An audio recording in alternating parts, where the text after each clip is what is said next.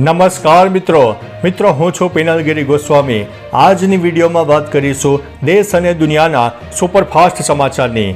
સૌપ્રથમ વાત કરીએ તો કેરીનો ભાવ સાંભળીને આંખો પહોળી થઈ જશે। ઉનાળાની સિઝનની શરૂઆત થતાં જ માર્કેટમાં ફળોના રાજા કેરીનું આગમન થઈ રહ્યું છે। આ વર્ષે કેરીના પાક અને ઉત્પાદન અનુસાર તેના ભાવ નક્કી થતા હોય છે। આ વર્ષે રત્નાગીરી હાફૂસ કેરી અમદાવાદના માર્કેટમાં પ્રવેશી ચૂકી છે। જો કે ગરીબ પ્રજા માટે દ્રાક્ષ ખાટી છે તેવી કહેવત અનુસાર આ કેરીનો સ્વાદ માણી શકે તેમ નથી। 4 ડઝન રત્નાગીરી હાફૂસનો ભાવ ₹3200 થી લઈને 3500 બોલાઈ રહ્યો છે। મિત્રો, અન્ય મહત્વના સમાચારની વાત કરીએ તો બોટાદમાં ફેક્ટરીમાં લાગી છે આગ। બોટાદ શહેરમાં પાળીયાદ રોડ પર આવેલ વિજય જીનિંગ ફેક્ટરીમાં આગ લાગી હોવાની ઘટના બની છે। ફેક્ટરીમાં અગમ્ય કારણોસર આગ ભભૂકી ઉઠી હતી। ઘટનાના પગલે કોઈ જાનહાનિના સમાચાર નથી મળ્યા। મિત્રો, અન્ય મહત્વના સમાચારની વાત કરીએ તો અધ્યક્ષ શંકર ચૌધરી સામે ફરિયાદ નોંધવામાં આવી છે। અધ્યક્ષ શંકર ચૌધરી સામે કોંગ્રેસ પ્રવક્તા મનીષ દોશીએ ફરિયાદ નોંધાવી છે। મિત્રો, તેમનો દાવો છે કે બનાસકાંઠા ભાજપના ઉમેદવાર રેખા ચૌધરી માટે શંકર ચૌધરી વાવ અને થરાદમાં પ્રચાર કરી રહ્યા છે। પુરાવાના ભાગરૂપે કેટલાક વિડીયો રજૂ કર્યા છે। દાવો છે કે આ વિડીયોમાં શંકર ચૌધરી ચૂંટણી પ્રચાર કરતા જોવા મળી રહ્યા છે।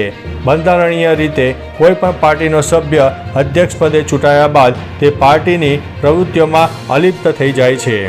મિત્રો, અન્ય મહત્વના સમાચારની વાત કરીએ તો રોડ શો, જનસભા, ફોર્મ ભરવાનો કાર્યક્રમ લાગી રહ્યું છે। કેન્દ્રીય ગૃહમંત્રી અમિત શાહના ચૂંટણી ફોર્મ ભરવાના કાર્યક્રમને વિશેષ બનાવાશે। એક રિપોર્ટ મુજબ તેઓ 17 તારીખે ગુજરાત આવશે। 18 એપ્રિલે ગાંધીનગર જિલ્લાની તમામ 7 વિધાનસભા બેઠક પર તેમનો રોડ શો યોજાય તેવી તૈયારીઓ ચાલી રહી છે। 19 તારીખે તેઓ વિશાળ જનસભાને સંબોધન કરશે। ત્યારબાદ વિજય મુહૂર્તમાં ગાંધીનગર કલેક્ટર કચેરીએ ફોર્મ ભરશે। જોકે તેમના કાર્યક્રમની સત્તાવાર જાહેરાત કરાઈ નથી। મિત્રો, અન્ય મહત્વના સમાચારની વાત કરીએ તો બંને ભેગા મળીને વિવાદનો અંત લાવે। રાજકોટ લોકસભાની ચૂંટણીમાં ભાજપના ઉમેદવાર પરસોત્તમ રૂપાલા સામે ક્ષત્રિયોનો ભારે આક્રોશ છે। ત્યારે આ વિવાદ મુદ્દે સંતો મધ્યસ્થી માટે મેદાને આવ્યા છે। અખિલ ભારતીય સંત સમિતિના ગુજરાતના અધ્યક્ષ અને જગન્નાથ મંદિરના મહંત દિલીપદાસજીએ મહારાજે કહ્યું છે કે સંતોની એવી ઈચ્છા છે કે બંને પક્ષોએ બેઠક કરીને વિવાદનો અંત લાવવો જોઈએ। નેતાઓએ સમાજ અને રાષ્ટ્રના હિતની વાતો કરવી જોઈએ। આવા નિવેદનો આપવા જોઈએ નહીં। મિત્રો, અન્ય મહત્વના સમાચારની વાત કરીએ તો સાબરમતીની સ્થિતિ સુધરી કે નહીં? અમદાવાદ સાબરમતી નદીમાં ગંદકીનું સામ્રાજ્ય જોવા મળી રહ્યું છે। અગાઉ હાઈકોર્ટે લાલ આંખ કરી હોવા છતાં તંત્રની ઘોર બેદરકારીને કારણે સ્થિતિમાં કોઈ સુધારો થયો નથી। નદીમાં કેમિકલયુક્ત તેમજ ડ્રેનેજનું ગંદુ પાણી છોડવામાં આવતું હોવાની ફરિયાદો ઉઠવા પામી છે। નદીની સફાઈ પણ યોગ્ય રીતે ન થતી હોવાનો સ્થાનિકોનો આક્ષેપ છે। સવાલ છે કે કરોડોના ખર્ચ બાદ પણ પ્રદૂષણના સ્તરમાં કોઈ સુધારો કેમ નથી? મિત્રો, અન્ય મહત્વના સમાચારની વાત કરીએ તો ગૌમાંસ ખાવાના આરોપ પર કંગનાનો જવાબ। ગૌમાંસ ખાવાના આરોપ પર કંગના રનૌતે કહ્યું છે કે આ લોકો તમને ગેરમાર્ગે દોરશે, પરંતુ તમારે તેમની વાતમાં આવવું નહીં। તેઓએ કહ્યું છે કે મેં ગૌમાંસ ખાધું છે। તેમની પાસેથી મેં પુરાવા માંગ્યા તો તેઓએ કહ્યું કે છોડો, અમારે તમારા ખાવા પીવા સાથે શું લેવા દેવા છે? તેઓએ કહ્યું કે હું અપવિત્ર છું, મારું ચારિત્ર્ય નથી। પણ જ્યારે મેં તમને મારું ચારિત્ર્ય બતાવ્યું તો તેઓએ કહ્યું કે તમારે પ્રાથમિક મુદ્દાઓ પર બોલવું જોઈએ। મિત્રો, અન્ય મહત્વના સમાચારની વાત કરીએ તો પાટણમાં કોંગ્રેસ ઉમેદવારની ભવ્ય રેલીનું આયોજન।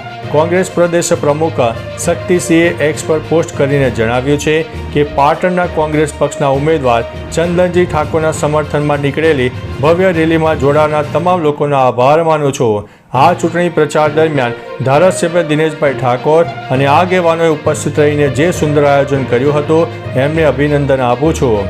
આ બેઠક પર ચંદનજી સામે ભાજપમાંથી ભરતસિંહ ડાભી ઉમેદવાર છે। મિત્રો, અન્ય મહત્વના સમાચારની વાત કરીએ તો વીર નર્મદ સાઉથ ગુજરાત યુનિવર્સિટીની કોલેજમાં છાત્રાઓના ટી-શર્ટ ઊંચા કરીને તપાસ કર્યાનો આરોપ છે।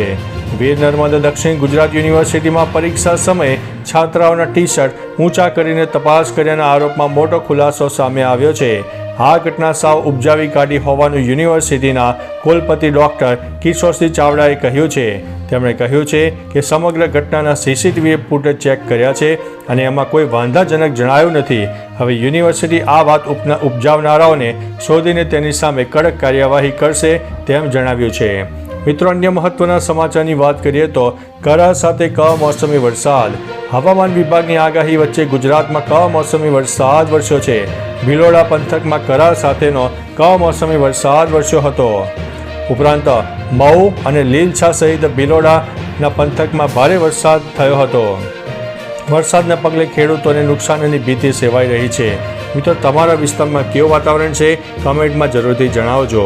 મિત્રો, અન્ય મહત્વના સમાચારની વાત કરીએ તો પર્યાવરણ પ્રેમીનું અનોખું જાગૃતિ અભિયાન. અશોકભાઈ નામના પર્યાવરણ પ્રેમી લોકોમાં પર્યાવરણીય જાગૃતિ ફેલાવવા માટે પોતાની બુદ્ધિનો ઉપયોગ કર્યો છે. તેઓ જાદુ મારફતે લોકોમાં પર્યાવરણ જાગૃતિનો મેસેજ આપે છે. તેમનો વિડીયો સોશિયલ મીડિયામાં વાયરલ થયો છે, જેમાં તેઓ એક રૂમાલમાં ગાંઠ પળવારમાં છોડીને દેખાડે છે. જોનારા પણ આશ્ચર્યમાં મુકાઈ જાય છે. જો કે ગાંઠના મેસેજ સાથે કુદરત અને માનવ વચ્ચેની ગાંઠનું મહત્વ સમજાવીને લોકોમાં જાગૃતિ લાવવાનું કામ કરે છે. મિત્રો, અન્ય મહત્વના સમાચારની વાત કરીએ તો કોંગ્રેસની વિચારસરણી જ વિકાસ વિરોધી છે તેવું પીએમ મોદીએ જણાવ્યું છે. પીએમ મોદીએ પોતાના સંબોધનમાં કહ્યું છે કે કોંગ્રેસની વિચારસરણી જ વિકાસ વિરોધી છે. આ લોકો દેશના સરહદી ગામોને દેશના છેલ્લા ગામડાઓ કહે છે.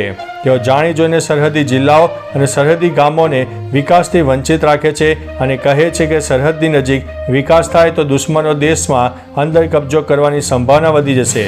અમે સરહદી ગામોને છેલ્લું નહીં, દેશનું પહેલું ગામ માનીએ છીએ. મિત્રો, અન્ય મહત્વના સમાચારની વાત કરીએ તો વડોદરામાં ગૌ માતાને કેરીનો રસ પીરસાયો છે. સામાન્ય રીતે ઉનાળાની સિઝનમાં લગ્નમાં જમણવારમાં લોકોને રસ પીરસાય છે.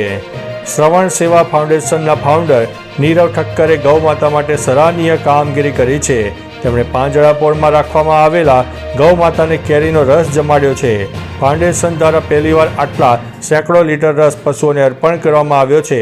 અંદાજિત પાંજરાપોળમાં ગૌ માતાઓને સહિત 2000 જેટલા પશુઓ આશ્રય લઈ રહ્યા છે. તમને આ કામગીરી પસંદ આવી કે નહીં કમેન્ટમાં જરૂરથી જણાવજો. મિત્રો, અન્ય મહત્વના સમાચારની વાત કરીએ તો 14 એપ્રિલે રાજકોટમાં ક્ષત્રિય અસ્મિતા સંમેલન યોજાશે.